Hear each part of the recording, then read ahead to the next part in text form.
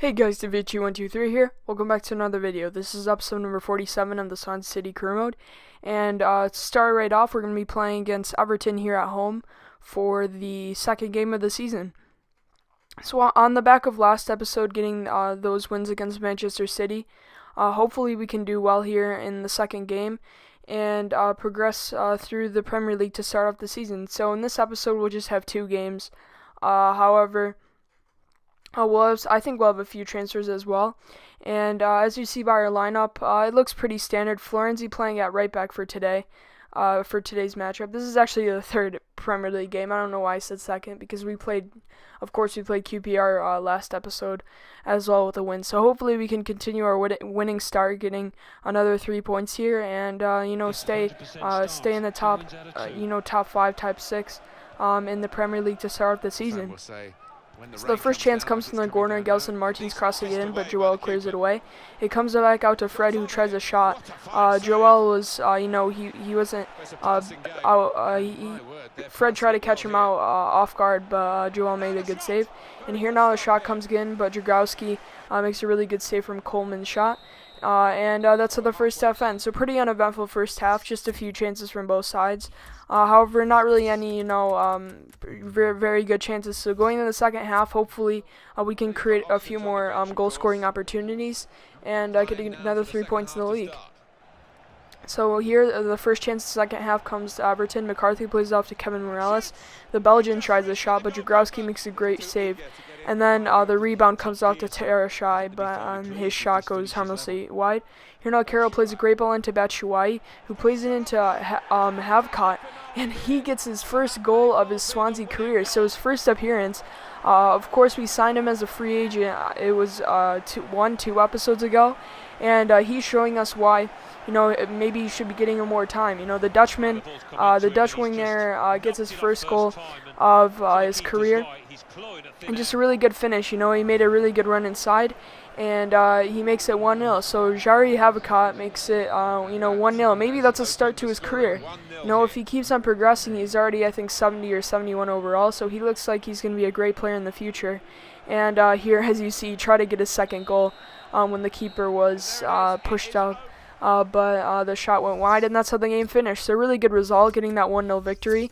And, we played decently well. I think our defense was the most important part to keeping us, getting us the 3 points, as both sides had equal amount of chances. But we just held out with the result and got 3 points. So now, as you see, as I said last episode, we're looking for some a little more experienced option in central midfield. So as you saw, looking at Conte, I know he's not that old, but I don't see a lot of people sign him, and I really want to sign him. So if we can get him for like $8 million, I would certainly take him, maybe even as a backup central midfielder. But as you see, Andrew Robinson hands in a transfer request, and even though we don't need a left back, I thought maybe we could trade out someone like Castagna and then move Johnny over to right back, because he's not a bad player. He's 23 years old. So he would be a decent option, if we could get in for cheap. It wasn't something that, it just came up, it wasn't something that I planned. But as you see, deals starting to go through for players. As you see, we have we have a couple choices at center back that we could get. Also, going in for offers for older midfielders like Luis Gustavo, Sven Bender, Blas Matuidi. Some players are on, they're expiring contracts, so we could sign him. And as you see here, Leicester accept $8.8 million for N'Golo Kanté, so he would be a great signing to come in, maybe as a backup central midfielder. Really help out the team, and I hope we can get him. But as you see, someone sold. I'm not sure who it was, but as you see, we actually made the signing of Moritz Sprenger, $24 million plus Ashley Williams, and hopefully he'll be a great signing. He's of course a glitched player, but he looks like a really good player. His defending stats are just great. He has like 90s in his tackling and slide tackling. So hopefully he'll be a really good player. And we'll go into the second and final game of the episode here against Villa. So we're actually playing Villa 2 times in a row. So next episode you'll see Villa again, however, in the Capital One Cup. But as you see, some central midfielders, we have to re-offer some contracts, like Stuaro.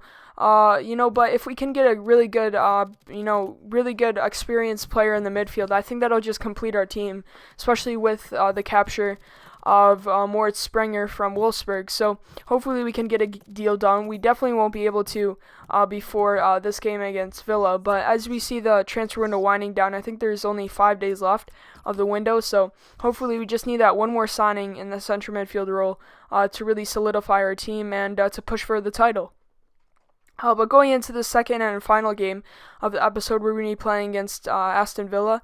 Of course, Aston Villa in real life got relegated this season, last place, and I think they actually got taken over by a Chinese club. So maybe they're on the up. Maybe next season they'll come right back up, and with some investment to the team, hopefully they can return to their former glory. But as you see here, Moritz Springer making his debut for Swansea. Hopefully he'll be a really good player. He's not the fastest of defenders, but hopefully his defending stats will really really shine through, and it'll be a rock with Bailly in the center of defense. So hopefully we can get a win here against Villa and continue the perfect start to our Premier League season. So to start off the game here, the first chance coming to, I think it was Villa. Here, Villa down the left-hand side, Sinclair on the ball. He gets around the defender, but Dragowski makes a pretty good save at his near post, and it goes out. Here now Sinclair down the left-hand side. Gets around the defender, tries to cross inside to Agbanlahor, who was left open by, who was a Bailly or Springer, and we conceded in the 20th minute. So really, really bad defending here. It was actually Bailly who just stopped for some reason. He didn't continue his mark as Agbanlahor came behind him. And put a great volley into the back of the net. No chance from Dragowski. That shot just had too much power to make it 1-0. So really disappointing start. And here now Sinclair outrunning our defense again. And it comes into Nzagbia, and what is Dragowski doing? I'm planning on selling Sporty Yellow if we can get 24 million, but I'm kind of doubting it right now, as that's not how that was a really tight angle from Nzagbia to score, and Dragowski was diving towards empty, the out of bounds. He should be diving the other way, because that's the only way the shot will come in. But here another chance for Agmalo, where he actually puts it in again and makes it 3-0. So what a horrible start to this game. I don't know what happened. Was it that we brought in Springer to the team? I don't really know. But this might turn out to be one of the worst losses of the season. We're not playing well at all right now.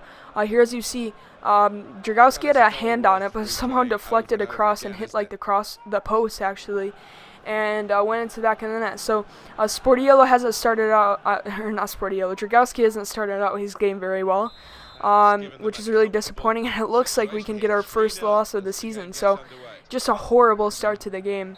No players playing well at all, and that's how the first half ends. So not really any chances we've had in the first half. As you see, no shots at all, and Aston Villa just giving us, just spanking us right now. We can't even, Agbanlahor somehow has 2 goals. He's on a hat trick. So hopefully we can just stop the bleeding here, stop the salt to the wound, and hopefully we can, just stay 3-0. But here another chance from Villa. A cross comes into Gil, or from Gil to Agbanlahor. Just left unmarked in the center of the box, and puts an easy header in to make it 4-0. So just this will be one of the worst losses of the season. I don't know why it was. Maybe it's just FIFA scripting. We did well the first 3 games of the season, so you're just gonna get spanked the next game to make up for it. But here are one of our first chances of the game. Didavi here cutting inside, some nice dribbling, plays it into Ayu, who tries the shot. But the goalkeeper, probably his only action of the game, really saves that shot, and it goes out for a corner. Here now Didavi from the corner trying to find Cork. He gets onto it, but the header just goes over the bar and out for a goal kick. Here now Sanchez and Tavera to Giovanni Dos Santos, the former LA Galaxy man, gets through, and it somehow gets under the defender and Dragowski to make it 5-0 in the 90th minute. So just a horrible result. I think our goal difference will be like -2. Even though we've won 3 games, we still can't be losing. The only game we lose is by 5 goals. So that really cancels out all of the goals we scored this season, and that's how the game finishes. So just a horrible result. I don't really know what went wrong. It's not like I was making so many mistakes. I did a few, but I don't know. Maybe it was just bringing in Sprenger. I don't know. Maybe he might turn out to be a flop. Hopefully not. But coming into his first game, he definitely doesn't want to concede 5 goals here, and just a really disappointing result. But as we end off the episode here, I think there's just a few transfers. Yep, as you see, going through the youth squad members, and I think we actually make a signing to end off this episode. So as you see, another offer coming in for Batshuayi, but probably, he probably won't be leaving. But as you see here, Conte and Zanzi actually accepted their contracts. I'm leaning towards Conte, and Zanzi's my last option if we don't have enough money for that starting job. But hopefully here, as you see, Sevilla went in for Conte, so I was kind of nervous, so maybe we should bring him in right now. But as you'll see to end off the episode, we make a signing here. N'Golo Kante, 8.8 million, and he signs for Swansea, so he'll be a great signing. He'll feature in the next episode, so hopefully you guys enjoyed. But other than that, have a good day.